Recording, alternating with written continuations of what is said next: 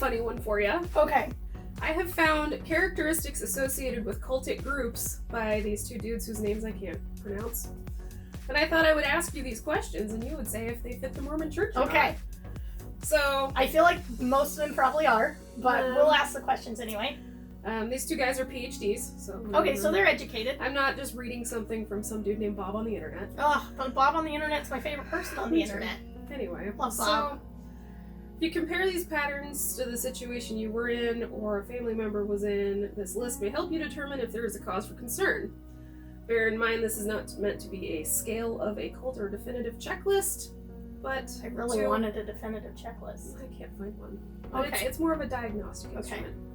So the group displays excessively zealous and unquestioning commitment to its leader, whether alive or dead, regards his belief system, ideology, and practices as the truth. Yes. Hmm. There's a children's song called Follow the Prophet.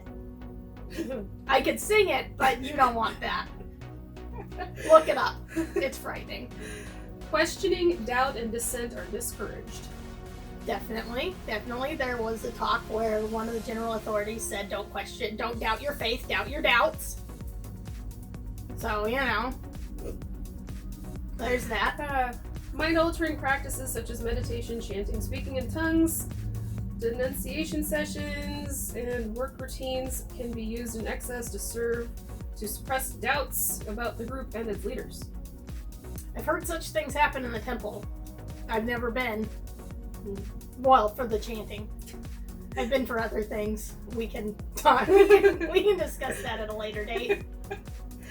The leadership dictates, sometimes in great detail, how members should think, act, and feel. For example, members must get permission to date, change jobs, marry, or leaders prescribe what type of clothes to wear, where to live, whether or not to have children, how to discipline children, and so forth. How to dress is definitely controlled by the Mormon Church. My outfit today would be highly inappropriate. I know, right? What? Whether to marry or not marry, I mean, you have to have an interview if you're going to get married in the temple.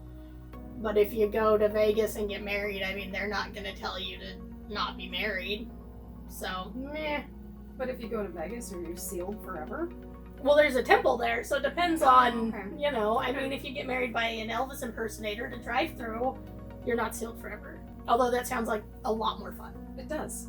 The group is elitist, claiming a special exalted status for itself, its leaders, and members. For example, the leader is considered the Messiah, a special being, an avatar, or the group and or leader is on a special mission to save humanity. Yes. All of the above. We just need 10% of their income. The group has a polarized us versus them mentality, which can cause conflict within society. Yes. So much so. The leader is not accountable to any authorities, unlike, for example, teachers and military commanders or ministers and priests. Well, I mean, when you speak for God... No, there's no account. Who is there to hold you accountable Right, if you speak right. for Yeah, God? if you're the prophet, God. And since you're the only one who can talk to him... The group teaches or implies that its supposedly exalted ends justify whatever means are deemed necessary. It may result in members participating in behaviors or activities they may have considered reprehensible. For example, lying to family or friends, collecting money for bogus charities, etc. I'm not sure that one fits 100%. I mean, there's probably people who would find a way that it fits. Yeah, that one. I personally don't think it fits. The leadership induces feelings of shame and or guilt in order to influence or control members. Often this is done through peer pressure or subtle forms of persuasion. Yes. All the peer pressure. I had a roommate one time tell me my dress was inappropriate. It had cap sleeves. So, sleeves to here. It was a little low cut, and mind you, I was skinnier then, so I didn't have the boobs that I have now. So, and it maybe was like an inch above my knee. I wish I still had that dress. If I still had that dress, I would put it on and show you. But I know it doesn't fit, and it'd be hideous. But yeah, my friend was like, I don't think you should wear... Well, she was my roommate. I don't know if I'd call her a friend. But yeah. I was like, mind your own business. Like, your boyfriend stays the night at our apartment, and I don't say anything, but my dress is a problem? This is the hypocrisy that I lived with. Subservience to the leader or group requires members to cut ties with family and friends and radically alter their personal goals and activities they had before joining. The church won't say that. I mean, who would join that group? But there's an attitude in Mormonism that we avoid even the appearance of evil. So, if your friends, before you became a Mormon, or your family, say their Friday night activity is go to a bar and do karaoke. Well, now you're discouraged from going to a bar. So, you can't go do karaoke. Even if you're not going to drink, you need to avoid the appearance of evil. So just being there even sober appears right. Evil. I don't think I was a very good Mormon. The group is preoccupied with bringing in new members. Yes, they send 18-year-old boys now and 19-year-old girls on missions all over the place. Not like cool foreign countries where people might want to go, like other Christian denominations, they go on these cute little 2-week, missions trips to Africa, and it's, which is great. I'm sure they're doing good work. Mormons see that as weak, because Mormons go on 2-year missions if you're a boy and 18 months if you're a girl, because I guess girls just can't hack it. I don't know. Well, we gotta get them home and get them married. Maybe that's it. So, they go on these missions to, literally all over the place. There's people who get called on missions to Boise, Idaho. Boise. God, how lucky. Everyone's Mormon. How lucky would you feel to be called to serve? I get to go to Boise. In Boise? Oh, that's another movie. Well, this is a good one. The group is preoccupied with making money. Yes. Oh. Yes. In fact, you're a bad member if you don't give them money, right? Right. Yeah, you can't go to the temple if you are not paying a full tithe, which is 10%. Now, people argue if it's gross or net. I even heard an argument it was 10% of your increase. So to me, that's 10% of your profit. Who of us are profiting? Let's face it. None of us. They want 10% of your gross income. Or net. I mean, I don't know. Either way. Members are expected to devote inordinate amounts of time to the group and group-related activities. Oh, good Lord, yes. I was going to say, to me, that sounds like when you've got a name for every single age group. Yes. And every gender and everything. So, I went to Mormon church when it was hardcore real Mormon church, where we went for 3 hours every Sunday. Now they just go for 2 hours. I think it's weak sauce. I'm also jealous. So, when there was 3-hour church, say you're a man and you're in either the elders quorum presidency or the bishopric, you get 2 hours of meetings before church. And then you go to church where your wife has been trying to wrangle 5 kids and get them all dressed and get them there on time without your help because you've been in meetings. So the man has to go to church for 2 hours before church for 3 hours? Yeah. And then sometimes there's stuff to do after church. So I remember times growing up as a kid where we really didn't see Dad until dinner on Sunday. And mind you, Mom probably had some job teaching, the children. So Mom had to have a lesson prepared. And then you have youth groups 1 night a week. You have, I think they have Ward Temple night once a month or something. But you can potentially have no time for anything else. Couldn't you also do the seminary thing before school? Oh, yeah, seminary before school. All 4 years of high school. 7 in the morning. No, it was earlier than that because school started at 7:40. So I think it started 6:30 in the morning. Maybe 6:15. I don't know. It's been a long time. It was awful. The teachers doing it, they were volunteers. They were trying. One of them was awful. Literally, if I saw the man today, I'd probably kick him in the balls. He was pretty old, though. He might not still be alive. So, but yeah, it was, and they focused on a different set of scriptures each of the 4 years. So, I think my freshman year, we did Book of Mormon. We can discuss what the Book of Mormon is later, if necessary. The next year was Doctrine and Covenants, which also, another thing. And then the Old Testament. You should be familiar with the Old Testament. That was my junior year. That was with the horrible teacher that I couldn't stand. The only thing I remember was that there was gay shit in the Old Testament. That's literally Sodom and Gomorrah. That's all I remember from that whole school year.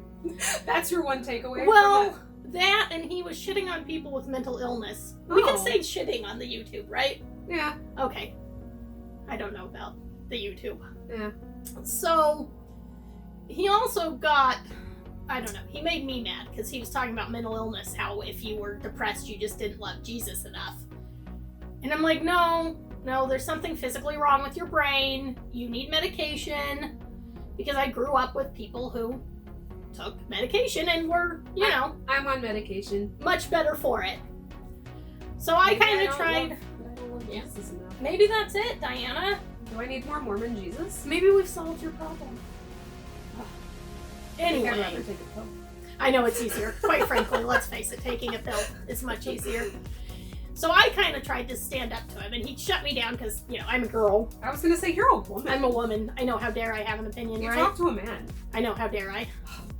So one of the boys in my class he was a grade ahead of me, but I think we were about the same age. And I can't stand him as a human either, but that's a whole nother story. He kind of spoke up and said, well, I have an aunt who's, she's a very faithful, Latter-day Saint, and she takes antidepressants, and I just don't agree with you. I think that she loves Jesus just fine, and she knows she needs to take care of herself, and that it's medical, and that it's separate. Ooh.